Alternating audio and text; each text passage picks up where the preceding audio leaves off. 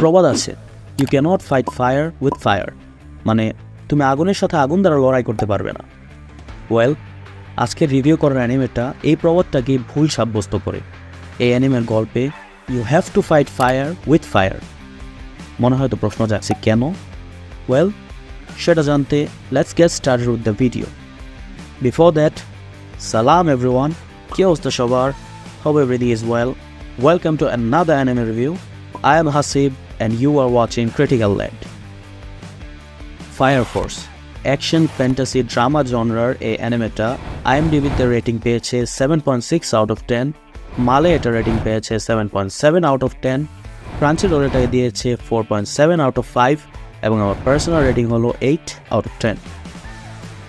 The show is directed by Yuki Yase and Tatsuma Minamikawa and written by Yamato Haijima and Tatsumi Minamikawa. অ্যানিমেটা একই নামের Japanese manga fire ফোর্সের উপর ভিত্তি করে নির্মিত, যেটা রাইটার আর আর্টিস্ট হলেন আতসুশি ওকোবো।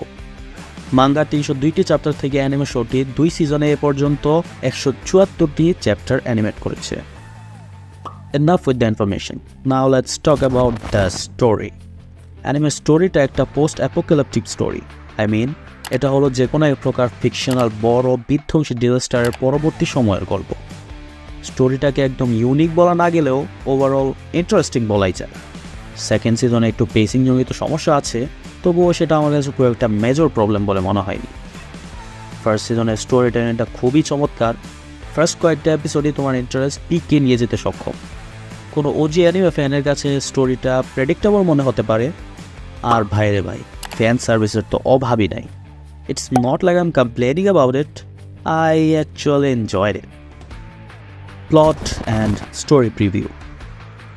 আমাদের জানা পৃথিবী আর নেই। এক রহস্যময় ফায়ার ডিজাস্টারের কারণে পাল্টে গেছে পুরো পৃথিবীর চেহারা।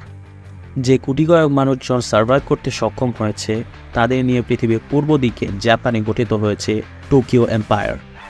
কিন্তু সেখানেও মানুষের কপালে শোক জোটেনি। দেখা দেয় নতুন এক ভাইরাসের আক্রমণ, স্পন্টেনিয়াস হিউম্যান কম্বাসশন, যার কারণে মানুষ কোনো কারণ ছাড়াই ইনফার্নাল বা আগুনের মনস্টারে রূপান্তরিত হয়ে যায়। আর যাদের ভাগ্য ভালো থাকে তারা পায় স্পেশাল ফায়ার ম্যানিপুলেশনের ক্ষমতা। আজ প্রায় 250 বছর পরও এই ভাইরাসের কোনো কিওর বা চিকিৎসা আবিষ্কার হয়নি, কিন্তু ওই ফায়ার ম্যানিপুলেটরদের নিয়ে তৈরি হয়েছে 8টি স্পেশাল ফায়ার ফোর্স টিম, যাদের কাজ হলো ওই ভাইরাসে আক্রান্ত ইনফার্নাসগুলোর সাথে ফাইট করা আর তাদের থেকে সাধারণ মানুষদেরকে রক্ষা করা। এমনই একটা দলের সদস্য আর আমাদের প্রোটাগনিস্ট হলো শিনরা কুসাকাবে। ছোটবেলায় সে ভাইরাস আক্রমণে তার মা ও ছোট ভাই মারা যায়, কিন্তু মিস্টিরিয়াসলি সে পায় ফায়ার ম্যানিপুলেশনের পাওয়ার। তারপর থেকেই সে প্রতিজ্ঞাবদ্ধ হয় সে যে কোনোভাবেই হোক না কেন ওই ভাইরাসের রহস্য ভেদ করবে। আমি জাস্ট ফার্স্ট 12টা থেকে 14টা এপিসোড এর একটা শর্ট ব্রিফ বললাম। স্টোরিটা এটাকে ভিত্তি বানিয়ে আরও অনেক এক্সপ্যান্ড হয়। কী হয়, কীভাবে হয় তা জানতে দেখতে হবে fire force anime TV series. Writing and character development. First সিজনের রাইটিংটা খুব একটা খারাপ ছিল না, কিন্তু সেকেন্ড সিজনের রাইটিংয়ে কিছু ইস্যু লক্ষণীয় ছিল। তবুও তুমি যদি তা কনসিডার করে দেখো তাহলে খুব একটা খারাপ লাগার কথা না। আর ক্যারেক্টার ডেভেলপমেন্ট তো এক শব্দে বলা যায় চমৎকার। 2টা সিজনে এ পর্যন্ত যতগুলো আর্ক কভার করা হয়েছে, প্রতিটা আর্কে এক বা একাধিক ক্যারেক্টার ডেভেলপমেন্ট চলতে থাকে। এখন তোমার মনে হতে পারে স্টোরি মনে হয় স্লো সামনে আগায়। না ভাই, এ জায়গায় আমার রাইটারদের প্রশংসা করতেই হবে, তারা 2টা ইকুয়ালি সামনে নিয়ে যায়। হ্যাঁ, সেকেন্ড সিজনে বেসিং নিয়ে কিছুটা ইনকনসিস্টেন্সি দেখা যায়, but that's for a very short time. তাই যেমনটা বললাম, কনসিডার করে দেখলে এটা কোনো ইস্যুই মনে হবে না। World building. অ্যানিমেটা ওয়ার্ল্ড বিল্ডিং নিয়ে তো কথা না বললেই নয়। আমার মতে অ্যানিমে ওয়ার্ল্ডটা খুবই ইউনিক অ্যান্ড মিস্টেরিয়াস, আর রাইটাররা 2টা সিজনে এই ওয়ার্ল্ডটাকে খুব সুন্দরভাবে গঠন করে আমাদের সামনে প্রেজেন্ট করে। I'll just say it's mind blowing. Animation and sound design. শোটার অ্যানিমেশন আর প্রোডাকশনের কাজ করেছে ডেভিড প্রোডাকশন, যারা জোজোস বিজার অ্যাডভেঞ্চার অ্যানিমেটার অ্যানিমেশনের জন্য খ্যাত। অ্যানিমের কাজ খুবই প্রশংসনীয়। কিছু জায়গায় fire simulation, smoke simulation, CGI noticeable ছিল, কিন্তু এর কারণে অ্যানিমে এক্সপিরিয়েন্স করতে তেমন কোনো বাধা পাইনি। আমার জানা মতে ডেভিড প্রোডাকশনের মিউজিক আর সাউন্ড ডিজাইন আইকনিকই হয়ে থাকে। In this case iconic or not, আমার কাছে সাউন্ড ডিজাইন খুবই কুল লেগেছে।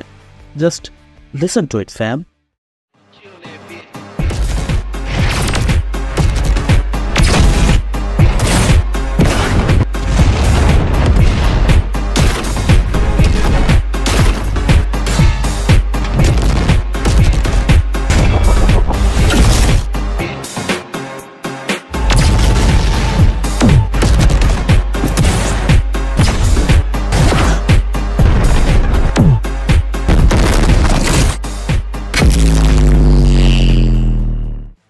হ্যাঁ, অনেকের কাছে এগুলো আনরিয়ালিস্টিক লাগতে পারে, but it sounds so cool to me. I really enjoyed it. Okay folks, ভিডিওটা অনেক লম্বা হয়ে যাচ্ছে। Now let's conclude. Fire Force অ্যানিমেটা কম বেশি সবাই চেনে, বাকি রইল দেখার ব্যাপারটা। সেটা অনেকে সময় না পাওয়ায় কিংবা অনগোয়িং অ্যানিমে দেখার ব্যস্ততায় ওয়াচ লিস্টে হয়তো পড়ে আছে। আর যদি এই ভিডিওর মাধ্যমে কেউ যেটা সম্পর্কে জেনে থাকো, তাহলে সবাইকে বলবো অনেক সুন্দর একটা anime. Definitely it is a must watch for beginner. আমি হোল অ্যানিমেটা 2 বার দেখেছি। প্রথমবার মনে হয় 2-3 বছর আগে দেখেছিলাম, এখন আবার দেখেছি রিভিউ করার জন্য। সত্যি বলতে সেকেন্ড টাইম দেখার পর আমার কাছে একটুও বোরিং লাগেনি। 2টা সিজন, 24টা করে 48টি এপিসোড লিগেলি দেখতে পেয়ে যাবা ক্রাঞ্চিরোলে। তো folks, this is my review of Fire Force. যদি অ্যানিমেটা তুমি ইতিপূর্বে দেখে থাকো, তাহলে তুমি আমার এই রিভিউটার সাথে কত % অ্যাগ্রি করো সেটা কমেন্ট বক্সে জানাতে পারো। And thank you for watching. Stay tune. আলোহা।